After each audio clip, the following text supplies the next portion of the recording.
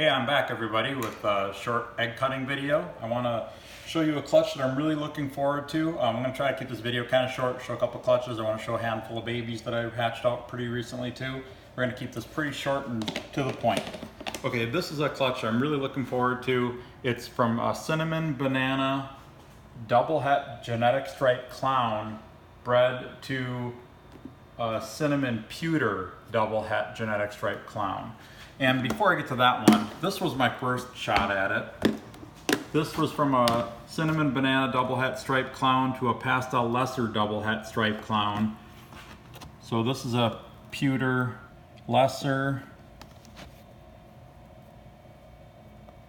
This is I think this was a banana lesser.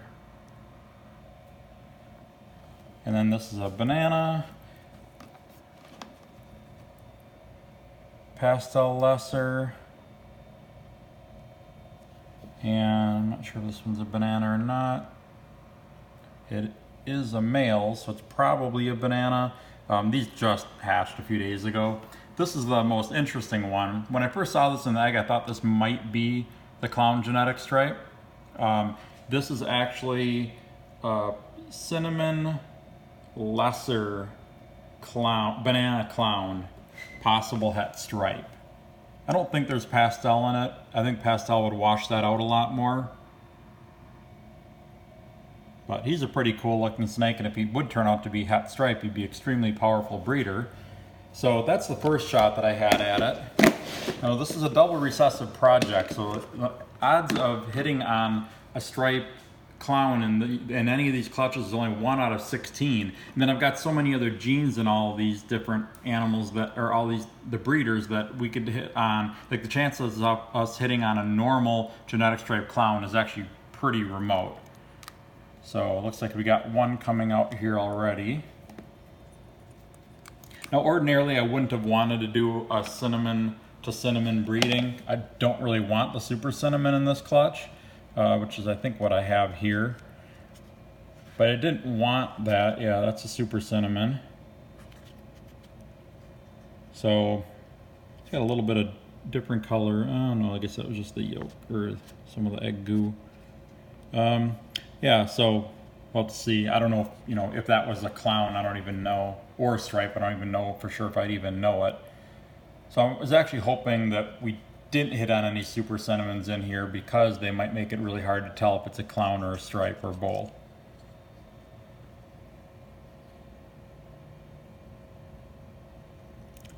That looks like it could be a cinnamon banana genetic stripe. Whether it's a clown is going to be hard to tell. I like both of these babies a lot actually, but can't tell for sure what they are, which I knew was going to be a problem when I did this pairing, but I'm just hoping I can see an obvious genetic stripe clown. That looks like it's most likely a pewter genetic stripe.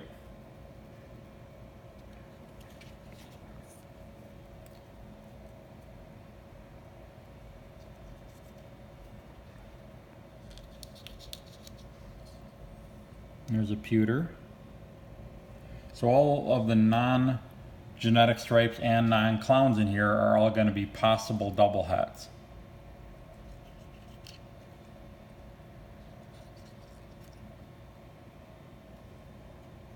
And there is another super cinnamon.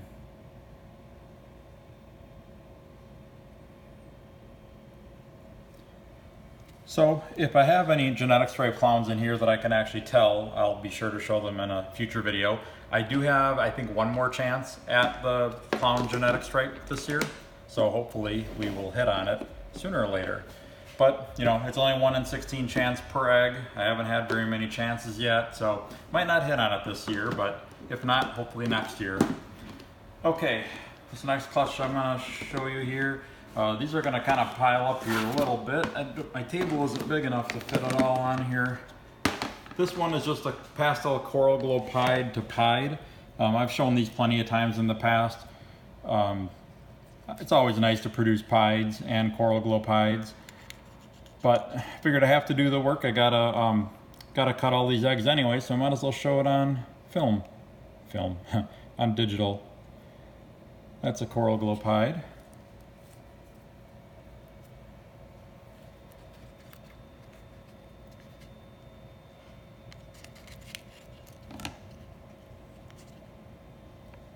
It's another coral glow pied.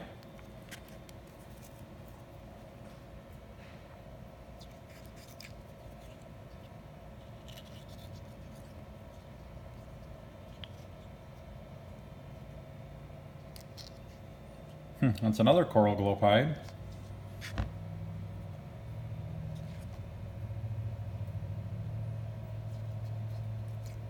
The nice thing about this pairing is the worst thing that can come out is the regular pied. And that's not a bad thing. There's one. I don't know about you guys, but I still love regular pieds, just normal pieds, nothing else in them. Still love them. So I'm definitely not disappointed. I can't be disappointed by anything that hatches in this clutch. I can see by the little bit in there that it's a coral glow. I can't tell. I think that's pastel coral glow pied, but not sure.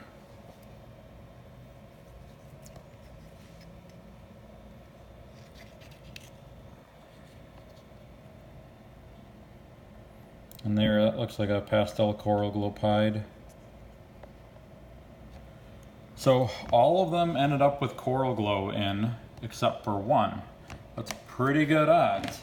It's amazing how the odds can be in your favor in one clutch and not in another. It happens all the time, but it still never ceases to amaze me. Okay, these next two clutches are the same thing. A Lavender Albino Super Mystic bred to Mystic Het Lavenders. Let's go with this clutch first. I produced a couple of Super Mystic Lavenders just recently. Just a few weeks ago I showed them on another video. And since these guys are already coming out, I can already tell you I hit on another one. I'm not going to bother him or her too much. She's kind of wedged in that egg pretty well. See if we hit on another one here so I can actually show you what they look like. So this one is either a Lavender or a Lavender Mystic. I'm just going to leave him right the way he is too. And this one looks like cut open its egg too.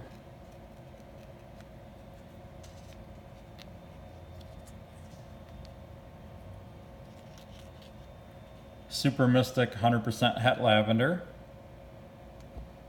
That's not a bad snake to have.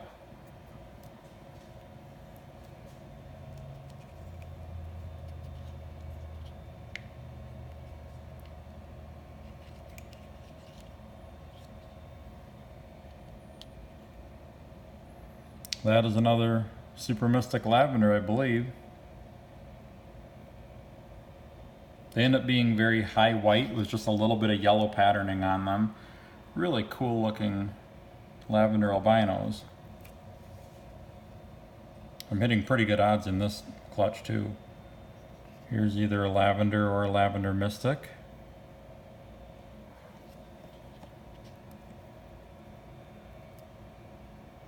Pretty nice that I'm getting almost all visible lavenders in this clutch, considering a Het Lavender is the female that I used with this. There's another Lavender or Lavender Mystic. Okay, now let's go through this clutch quick. I always say I'm going to make these videos short, but it doesn't always work out that way. Okay, another Lavender.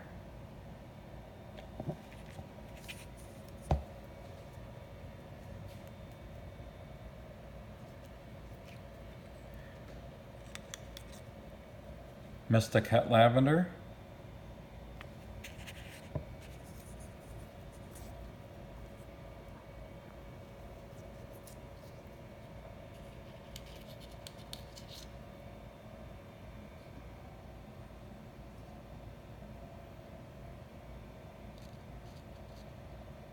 I think that baby may be dead in the egg.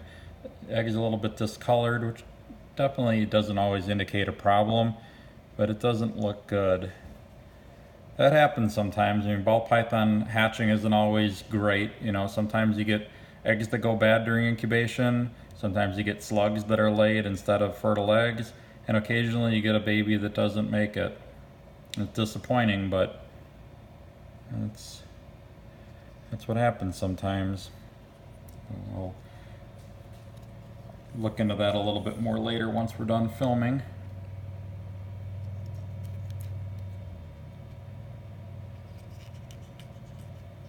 Another lavender. It's hard to say why one egg out of all these would have a problem in causing the baby to die. It happens every once in a while. Overall, I think my hatch rate last year, including slugs, like every egg lay, whether it was a slug or a good egg, was I think 88.5%. Here's another Mystic Het Lavender. And if you take out the slugs, my hatch rate is probably 95 or 96%. But occasionally you get things like that happen. Another Lavender Super Mystic. So I just increased my population of those things tremendously over the last 5 minutes or so. Okay, now I've just got a couple babies that I want to show you. Let's take a look at this clutch. This is from a Spider Mystic Crystal, so a Spider Mystic Special bred to a Pastel Mystic.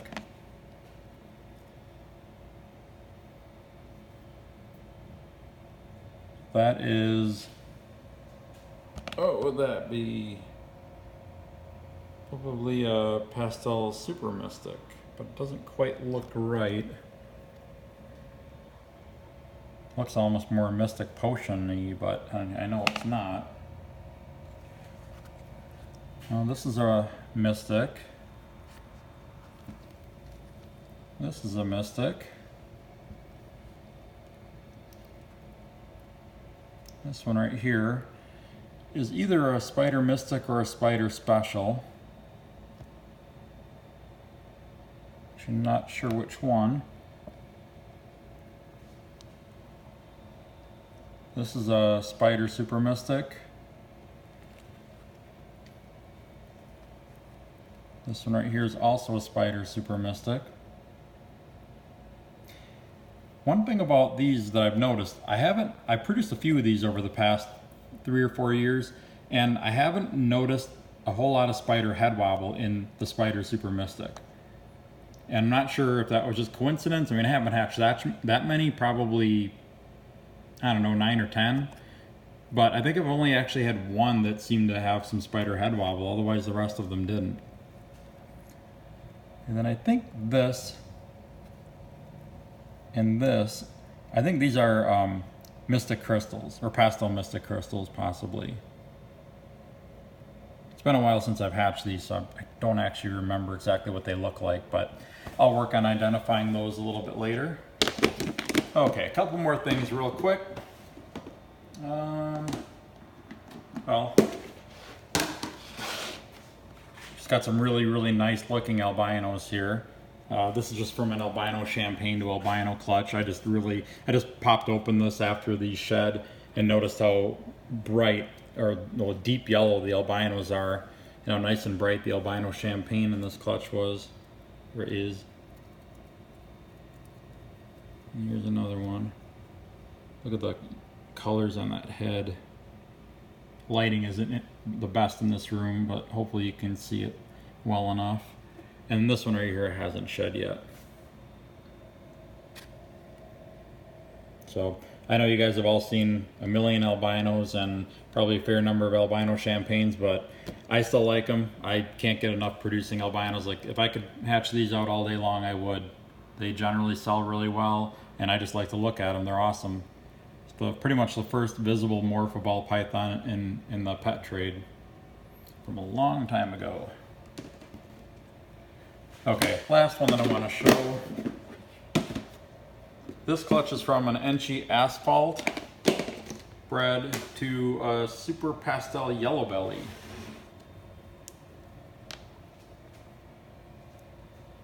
That's a pastel Not sure if that's a, doesn't really look like a yellow belly. It doesn't really look like an asphalt either. So I might not, this might just be a regular or nice looking regular pastel. But these are the ones right here. Look at that. That's a pastel Freeway, so it's a pastel yellow belly asphalt. And that's another pastel Freeway.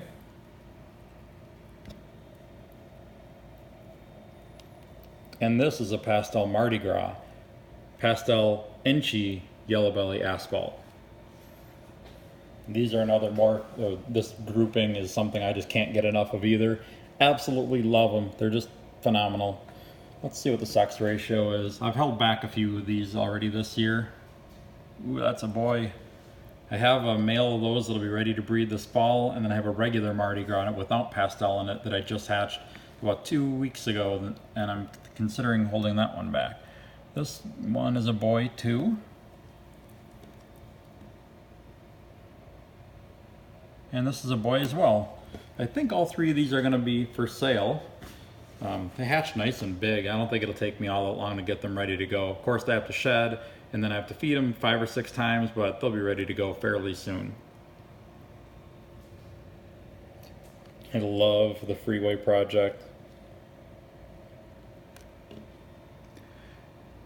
Okay, well, I promised this would be a short video. I think it went a few minutes longer than what I wanted, but I hope it was worth it for all of you to see all this stuff. And I'm going to be back very soon with another video showing some post-hatch, post-shed babies that I'm about ready to set up in my individual tubs in my hatchling room. So I'll be back with that video within the next few days, I hope. So until then, make sure to like and subscribe if you would, and then also make sure to check out my website, royalconstructordesigns.com, and see what I have available. I'll see you soon.